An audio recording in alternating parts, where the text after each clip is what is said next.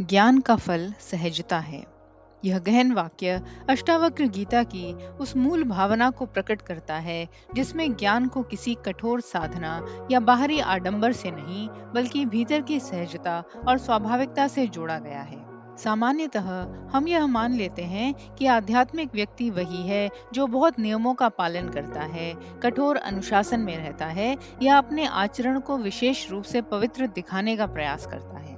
लेकिन अष्टावक्र गीता इस धारणा को तोड़ते हुए कहती है कि यह सब बाहरी बनावट हो सकती है, सच्चे ज्ञान का फल इनसे अलग है। जब किसी व्यक्ति को आत्मज्ञान होता है तो उसके भीतर का संघर्ष, दिखावा और प्रयास धीरे धीरे समाप्त हो जाते हैं। अब उसे अच्छा बनने की कोशिश नहीं करनी पड़ती क्योंकि वह पहले से ही अपनी वास्तविक प्रकृति में स्थापित हो जाता है।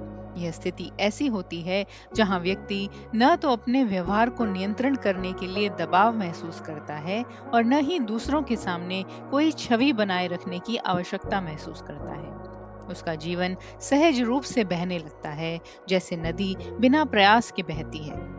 बनावटी पवित्रता का अर्थ है वह आचरण जो भीतर की सच्चाई से नहीं बल्कि समाज की अपेक्षाओं या अपनी छवि के कारण उत्पन्न होता है। इसमें अक्सर एक छुपा हुआ अहंकार होता है, मैं दूसरों से अधिक धार्मिक या श्रेष्ठ हूँ। इसी प्रकार कठोर अनुशासन भी कई बार भीतर के संघर्ष को दबाने का एक तरीका बन जाता है। लेकिन अष्टावक्र गीता कहती है, जहाँ अभी भी मुझे ऐसा होना चाहिए का दबाव है, वहाँ पूर्ण बोध नहीं हुआ है। सच्चे ज्ञान में यह दबाव समाप्त हो जाता है।